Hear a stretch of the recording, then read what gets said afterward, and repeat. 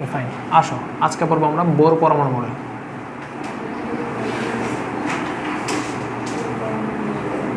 Bore পরমাণু, ওকে, bore পরমাণু model. হ্যাঁ, আচ্ছা, বোর পরমাণু মডেলের প্রথম কথা সে কি বলছে বলো? শক্তি স্তরের কথা বলছে। তাহলে আসো, শক্তি স্তরের কথা বলছে সে, এবং শক্তি স্তরগুলোকে সে n = 1 2 3 ডট ডট দ্বারা প্রকাশ করছে, এবং এইগুলোকে আমরা বলি কে, এল, এম, এন, এই ধরনের, তাই তো? 2 নম্বর। তারপরে সে কৌণিক ভরবেগের কথা বলছে, কৌণিক ভরবেগ। ওকে, কৌণিক ভরবেগে সে একটা রাশিমালা দিছে, সেটা হচ্ছে mvr = nh/2π। সে একটা রাশি, এই ধরনের একটা সূত্র সে দিছে যে কোন একটা ইলেকট্রনের যে কৌণিক ভরবেগ সেটা হচ্ছে mvr = nh/2π। তো এখানে h হচ্ছে প্লাঙ্কের ধ্রুবক, এই h যেটা সেটা হচ্ছে প্লাঙ্কের ধ্রুবক, এর মান হচ্ছে 6.626 × 10⁻³ কত 34 জুল সেকেন্ডস। ওকে, আর এমসিকিউর জন্য মনে রাখবেন 6.626 × 10⁻27 আর্ক সেকেন্ডস। 27 যখন হবে তখন হবে আর্ক সেকেন্ডস। ওকে, আর এখান থেকে এম মানে হচ্ছে ভর, কার ভর ভাই? এটা হচ্ছে ইলেকট্রনের ভর, ইলেকট্রনের ভর, যেটা হচ্ছে 9.1 × 10⁻31 কেজি আমরা বসাব, তাই না? এই ভি মানে হচ্ছে ইলেকট্রনের বেগ, আর আর মানে হচ্ছে কক্ষের ব্যাসার্ধ, কক্ষের ব্যাসার্ধ। ওকে, আর এই এন মানে হচ্ছে কি? বা এন মানে হচ্ছে শক্তি স্তর বা কক্ষপথ, যাই হোক। ওকে, এখানে যদি তোমার কোনো সময় বলে যে বেগ নির্ণয় করো ইলেকট্রনের, তখন বেগ ভি = যেটা হবে সেটা হচ্ছে nh/2π × আমরা বসাবো mr, এটা হচ্ছে বেগের সূত্র। আর এখান থেকে প্লাঙ্কের হ্রাসকৃত ধ্রুবক, এটা তোমার এমসিকিউতে আসবে। হ্রাসকৃত ধ্রুবককে প্রকাশ করা হয় h কাট দ্বারা প্রকাশ করা হয়, আর h কাট সমান হচ্ছে h/2π। টোটাল প্লাঙ্কের ধ্রুবকের মানটাকে যখন আমরা 2π দ্বারা ভাগ করব, যে মানটা আসবে সেটা হচ্ছে তার থেকে অবশ্যই কম, এর জন্য হ্রাসকৃত ধ্রুবক। তো এইগুলো কিন্তু প্লাঙ্ক আবিষ্কার করে না, এগুলো তার স্টুডেন্ট আবিষ্কার করছে। ওকে, এখানে যে এমসিকিউটা আসছিল ভার্সিটিতে আসছিল যে nতম কক্ষপথে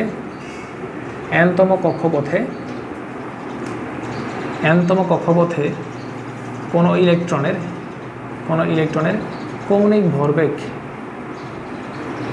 ভরবেগ প্রথম কক্ষপথের হতে h/2π এত গুণ। এটা মোস্ট ইম্পর্টেন্ট প্রশ্ন, এমসিকিউতে আসছে। এখান থেকে প্রশ্ন বলবো আমরা। এই লেখাটা বুঝছো? দেখো তো, nতম কক্ষপথের ইলেকট্রনের কৌণিক ভরবেগ, nতম কক্ষপথের কৌণিক ভরবেগ প্রথম কক্ষপথের h/2π গুণ। দেখো, এটা যদি প্রথম কক্ষপথ 1 দিতা তাহলে h/2π পেতাম, দ্বিতীয় কক্ষপথ বলে 2h/2π, তৃতীয় হলে 3h/2π, তার মানে h/2π গুণ, এত গুণ বেশি। ওকে, তাহলে এটা আমরা কি লিখবো? mvr = 3h কি লিখবো? 2π। তাহলে 3 এর পরে আপনি এটা বসান, 6.626 × 10⁻34 / 2π বসালে দেখে রেখে না আনসারটা কত আসে।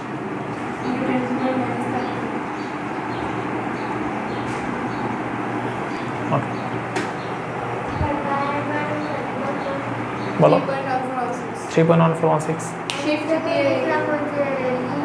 22/7, 22/7 করো, 22কে 7 দ্বারা ভাগ করো, 3.1416 আসবে। বসার সমস্যা নেই। তুমি দেখো, এই প্রশ্নটা তোমার হচ্ছে অ্যাডমিশন পরীক্ষায় আসবে, তখন তুমি কিন্তু ক্যালকুলেটর ইউজ করতে পারবে না। তখন তুমি এই মানটা কীভাবে বের করবা? দেখো, এই মানটা কীভাবে বের করা যায় না, অ্যাডমিশনে কোনো ক্যালকুলেটর নেই। আচ্ছা, এখন পাই মানে তো তুমি বুঝো 3.14 কত 16, তাই না?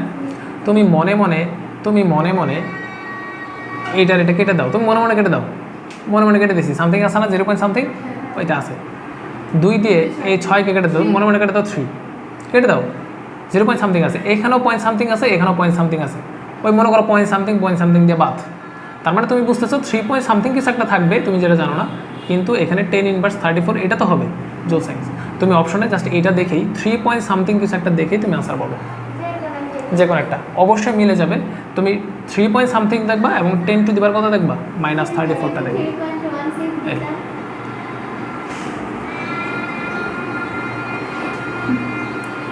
কৌণিক ভরবেগ কত? 2 নম্বর হচ্ছে বেগ কত?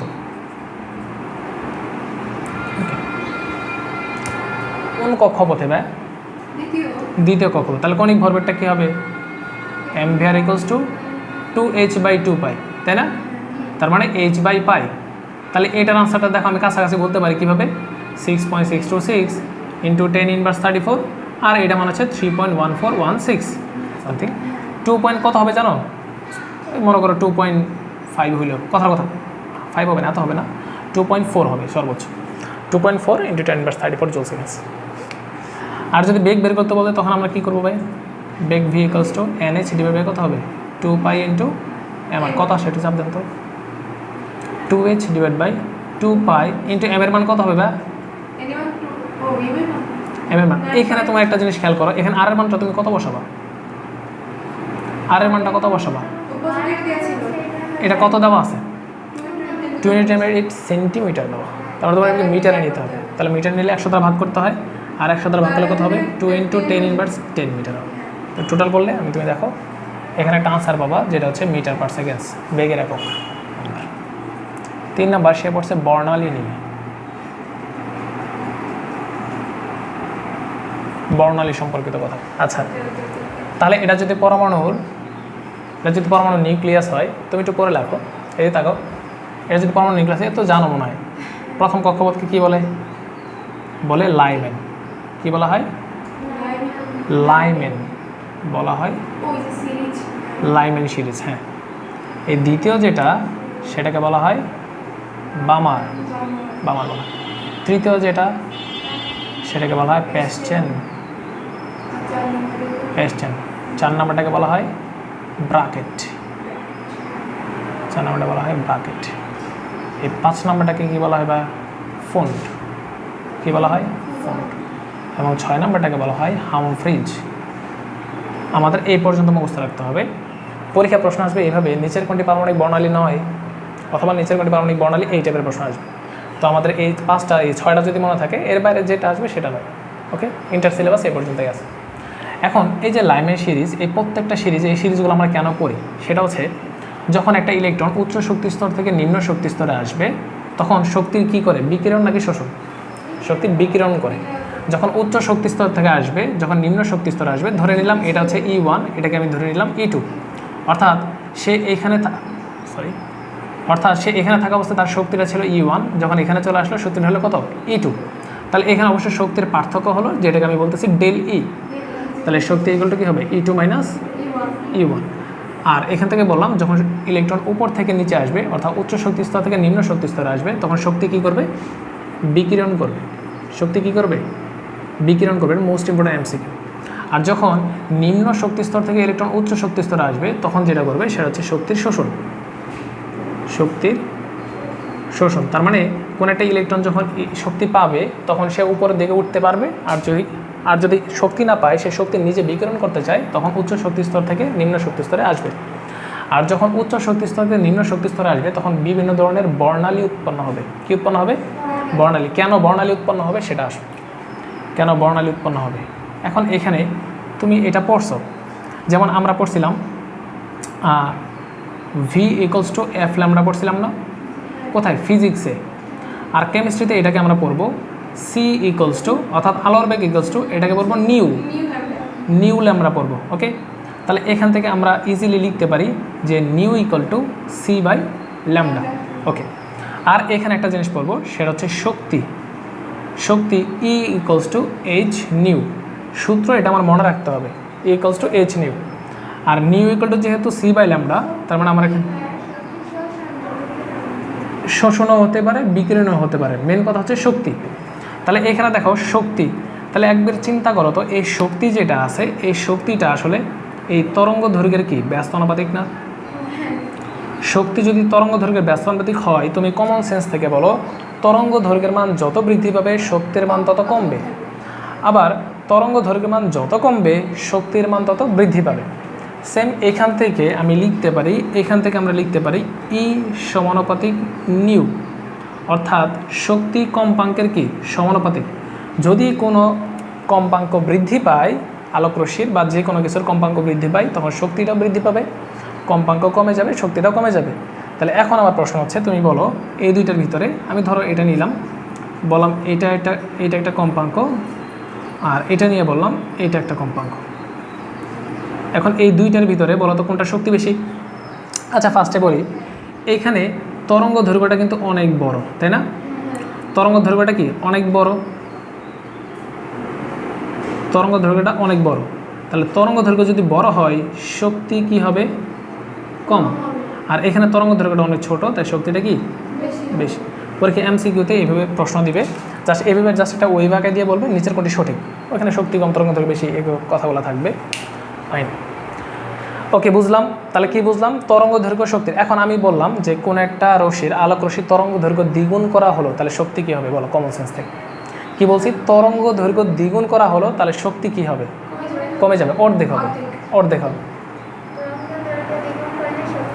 অর্ধেক হয়ে যাবে। যদি এমন বলতাম যে তরঙ্গ দৈর্ঘ্য অর্ধেক করা হলো তাহলে শক্তি কী হবে? দ্বিগুণ হয়ে যাবে। কথা কি বুঝছো? এই আবার বললাম কোন একটা আলোক রশ্মির কম্পাঙ্ক 9 গুণ বৃদ্ধি করা হলো তাহলে শক্তি কী হবে? 9 গুণ বাড়বে। কথা কি বুঝছো? এগুলো সব এমসিকিউ, এখানে আমরা পড়বো। আচ্ছা এগুলো আমি সব লিখবো, আগে এখানে আসি। তাহলে এখানে বললাম Lyman series, Balmer series, Paschen, Brackett, Pfund, Humphreys. Okay, এখানে শুধুমাত্র মনে রাখবা যে পারমাণবিক বর্ণালীগুলো উৎপন্ন হবে সেখানে লাইমেন সিরিজের যে আলোগুলা, এই আলোগুলো হচ্ছে ইভি লাইট, অথবা এগুলো বাংলায় যদি বলি তাহলে হচ্ছে অতিবেগুনি। কি বললাম? অতিবেগুনি। লাইমেন সিরিজের যে আলোগুলো উৎপন্ন হবে, অর্থাৎ কোন একটা ইলেকট্রন যদি প্রথম কক্ষপথে চলে আসে তার বর্ণালীটা হবে কেমন? ইভি। যদি দ্বিতীয় কক্ষপথে আসে অর্থাৎ বামার সিরিজে আসে তখন এই আলোগুলা চোখে দেখা যাবে, অর্থাৎ দৃশ্যমান হবে। কেমন হবে? দৃশ্যমান আলো হবে। এবং এই দৃশ্যমান আলোর তরঙ্গ দৈর্ঘ্যের রেঞ্জটা হচ্ছে 380 ন্যানোমিটার থেকে 780 ন্যানোমিটার পর্যন্ত। এবং এইটার উপর একটা ভাগ আছে, সেটা হচ্ছে বে নি আ স হ ক লা। 380 থেকে 780 ন্যানোমিটার পর্যন্ত, এইটুকু মনে রাখতে হবে। 380 থেকে 424 একদম মুখস্থ, 424 থেকে 450, 450 থেকে 500, আর 501 থেকে 575, 576 থেকে 590, 591 থেকে 647, আর এখানে হচ্ছে 647 থেকে 780। এই জিনিসগুলো আমাদের মাথায় রাখতে হবে। তবে এখানে অনেকে বলে যে ভাই টেকনিক খাটাও, এই খাটাও, সে খাটাও। তো আমি বললাম তুমি একবার খাতায় 5 বার লেখো, তোমার মুখস্থ হয়ে যাবে। একদম সহজ জিনিস, মুখস্থ হয়ে যাবে, অত টেকনিক খাটানোর দরকার নেই, সোজা মুখস্থ। ওকে, কোনটা? এইটা প্রথম স্তরকে বলতে হচ্ছে লাইমেন সিরিজ। আর লাইমেন সিরিজের কোনো যদি ইলেকট্রন আসে, কোনটা? এইটা লাইমেন। হ্যাঁ, লাইমেনটা হচ্ছে প্রথম, যেখানে n = 1, এখানে n = 2। তাহলে এটা লিখে দিই, তাহলে এটা হচ্ছে 1, এটা 2, এটা 3, এটা 4, এটা 5, আর এটা হচ্ছে 6, অথবা K L M N O P. বুঝছো? প্রথম শক্তি স্তর কে বলা হয়, এল বলা হয়, এম এন ও পি এভাবে আসবে। আর যদি এমন থাকে যে বামার সিরিজের বাইরে অর্থাৎ 3 থেকে 6 এখানে যদি আসে, যে বর্ণালীগুলো উৎপন্ন হবে সেগুলো হচ্ছে আয়ার বর্ণালী। আর আয়ার বর্ণালীকে আমরা কি বলি? অবলোহিত বলি নাকি অবহেলিত বলি? অবলোহিত বলি না, অবহেলিত হয়ে যায় মাঝে মধ্যে, অবলোহিত বলি, আয়ার, ইনফ্রারেড রে। ওকে, তাহলে এখান থেকে তোমার বর্ণালীর একটা সূত্র তোমার মুখস্থ করতে হবে। তাই সূত্র মুখস্থ করতে আমার কষ্ট হয়, কিন্তু কিছু করার নাই, মুখস্থ করতে হবে। তাহলে এখানে কি বললো যে এই যে এইটা যখন ইলেকট্রনগুলো স্থানান্তরিত হবে একটা কক্ষপথ থেকে আরেকটা কক্ষপথে, তো তিনি বিজ্ঞানের রিডবার্গ বের করলেন যে এটার মানটা কত হবে? RH 1/n1² - 1/nt² × z²। Z মানে হচ্ছে এখানে পারমাণবিক সংখ্যা, পারমাণবিক সংখ্যা, পারমাণবিক সংখ্যা। আর এখানে যে n1 n2 যেটা দেখতেছো, এখানে ডেফিনেটলি n2টা সবসময় n1 থেকে কী হবে? বড় হবে। এইটা কাউন্ট করে তোমার এখানে না বসাইলে তাহলে এই আনসারগুলো তুমি সঠিকভাবে পাবো না। যদি এই আনসারগুলো সঠিকভাবে পেতে চাও তাহলে তখন n1 n2 এর মানটা ঠিকভাবে, যেমন আমি যদি বলি তৃতীয় শক্তি স্তর থেকে ইলেকট্রন দ্বিতীয় শক্তি স্তরে আসতেছে, তাহলে এখানে দ্বিতীয় শক্তি স্তর আর তৃতীয় শক্তি, ডেফিনেটলি তৃতীয়টা বড়, তাহলে এখানে n2 এর মান হবে 3 আর n1 এর মান হবে 2। আমার কথা বুঝছো? যদি বলি চতুর্থ শক্তি স্তর থেকে দ্বিতীয় শক্তি স্তরে আসবে তখন n2 এর মান 4 আর n1 এর মান হচ্ছে কত? 2। কথা কি বুঝছো? এই আর এখানে রিডবার্গ ধ্রুবকের মান, এটার মানটা হচ্ছে 109678 পার সেন্টিমিটার। এটা আমি জীবন অঙ্কে ইউজ করব না, করলে পাপ হবে। আমি সবসময় কোনটা ইউজ করব, 96 ইন্টু 10⁻7 পার মিটার। এটাও আমি কখনো ইউজ করব না, আমি ইউজ করব 1.096 ইন্টু 10⁻² পার ন্যানোমিটার ইউজ করব। এইটা সবসময় আমি ম্যাথের জন্য ইউজ করব। আর এই দুইটা শুধুমাত্র আমি এমসিকিউর জন্য মনে রাখবো। আমার কথা কি বুঝছো? কেন? কারণ এটা যখন আমি ইউজ করব সরাসরি তরঙ্গ দৈর্ঘ্য মানটা ন্যানোমিটারে চলে আসবে। যখন ন্যানোমিটারে চলে আসবে তখন আমি ইজিলি দেখে বলতে পারবো যে এটাকে আলোক বর্ণালী দেখা যাবে নাকি দেখা যাবে না, কারণ আমি এই মানগুলো ন্যানোমিটার এককে মুখস্থ করছি। কথা কি বুঝছো? এর জন্য সবসময় ম্যাথের ক্ষেত্রে আমরা RH এর মানটা এটা বসাবো, N1 এর মানও বুঝলাম, N2 এর মানও বুঝলাম, তাই তো? পারমাণবিক সংখ্যা এটা আমরা বুঝলাম। এখান থেকে আমাদের কিছু ম্যাথ করতে হবে। এখন আপনারা লেখা শেষ করে 1 নাম্বার, শক্তি কি হবে? শক্তি কি হবে? 2 নাম্বার, তরঙ্গ দৈর্ঘ্য কেমন হবে? তরঙ্গ দৈর্ঘ্য কেমন হবে? কম্পাঙ্কের সাথে শক্তির কি সম্পর্ক? সমানুপাতিক সম্পর্ক। তাহলে ডেফিনেটলি শক্তিও কি হবে? যেহেতু ই সমানুপাতিক ইউ, তার মানে শক্তি হবে কি? দ্বিগুণ হবে। সহজ কথা, কি হবে? দ্বিগুণ হবে। ওকে, তাহলে বলো তরঙ্গ দৈর্ঘ্যটা কেমন হবে? কার সাথে? কম্পাঙ্ক দ্বিগুণ করা হয়েছে, তাহলে তরঙ্গ দৈর্ঘ্য। দেখো তো এই যে কম্পাঙ্কের সাথে এই তরঙ্গ দৈর্ঘ্যের কি সম্পর্ক? ব্যস্তনের সম্পর্ক। তার মানে যেহেতু কম্পাঙ্ক সমানুপাতিক 1/λ, তার মানে এটা কি হবে? অর্ধেক হয়ে যাবে, অর্ধেক হবে, বা পরীক্ষায় থাকবে হ্রাস পাবে। বলো এটা কি হবে? কোন তরঙ্গের কম্পাঙ্ক 100 হার্জ এবং তরঙ্গ দৈর্ঘ্য দ্বিগুণ করা হলে কম্পাঙ্ক কত হবে? তাহলে আমরা যদি বলি যে দেখো তরঙ্গ দৈর্ঘ্য দ্বিগুণ করা হচ্ছে, তাহলে কম্পাঙ্ক সমানুপাতিক 1/λ, তাহলে কম্পাঙ্ক কি হবে? অর্ধেক হবে। তার মানে ছিল 100, এখন কত হবে? 50 হার্জ হবে। শেষ আনসার। একক। দেখো এই যে 1 আর্মস্ট্রং মানে তোমরা বুঝবে, 1 আর্মস্ট্রং সমান 10⁻10 মিটার। ওকে, আচ্ছা 1 ন্যানোমিটার সমান হচ্ছে 10⁻9 মিটার। ওকে, যদি বলি 1 মাইক্রোমিটার সমান কত, তাহলে 10⁻6 মিটার। ওকে, এখন আমার কথা হচ্ছে এখানে একটু জিনিস খেয়াল করো যে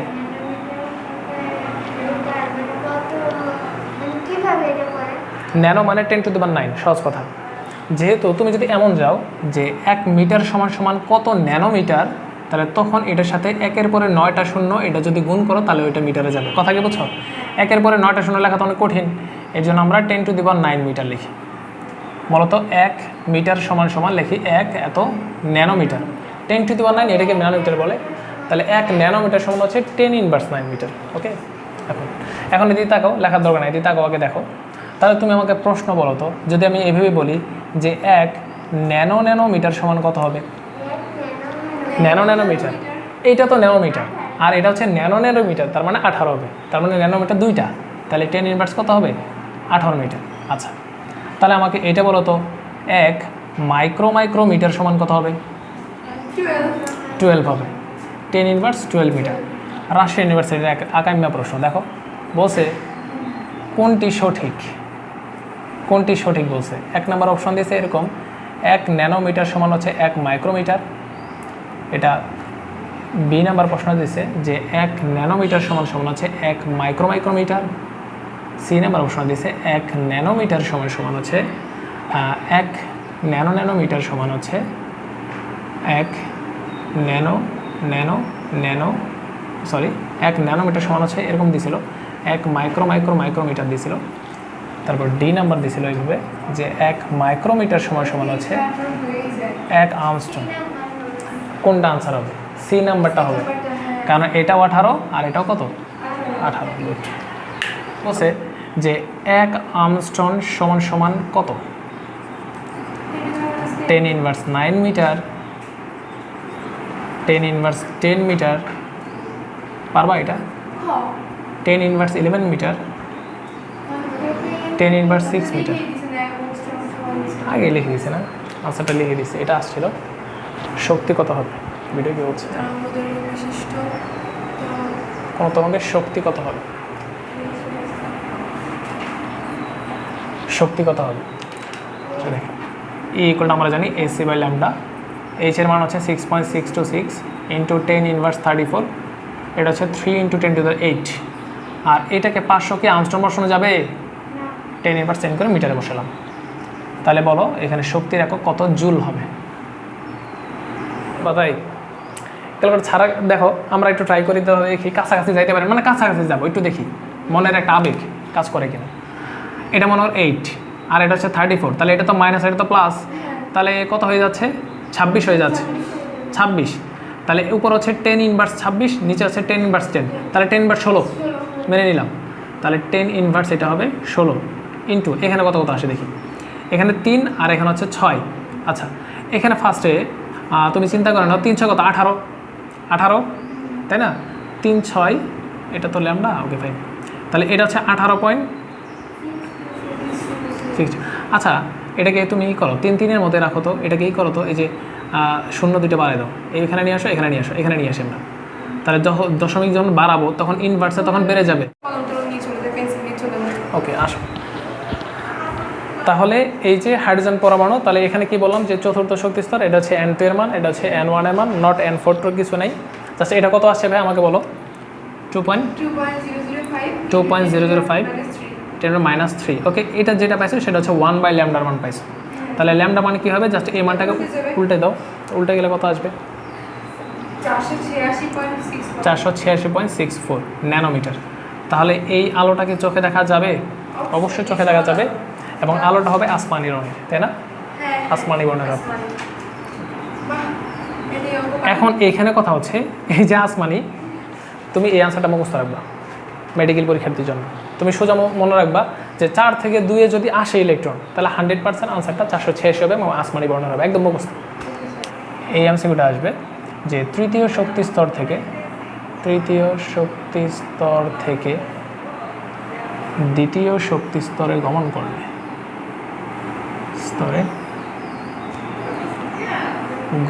করলে, ওকে, তরঙ্গ সংখ্যা করলে 1 নম্বর সেটা হচ্ছে তরঙ্গ সংখ্যা কত, আর 2 নম্বর তরঙ্গ দৈর্ঘ্য কত। তোমার রিড বার দুর্গের মানটা আর বসাতে হবে না। দেখো লেখার আগে দেখো এখানে কি করতেছি, তরঙ্গ সংখ্যা, তাহলে নিউ বার ইকুয়ালস টু কত লিখবা? RH 1 বাই, আমি ডিরেক্ট লিখে ফেলতেছি, তুমি এখন বড়, তুমি এখন জানো যে এটা 2 স্কোয়ারই হবে আর এটা 3 স্কোয়ারই হবে। ওকে, তাহলে RH এখানে হবে 1/4 মাইনাস 1 কত হবে? 9। তাহলে RH এটা যদি আমরা করি 9 এবং 4 কত আসবে ভাই? আচ্ছা 9 এবং 4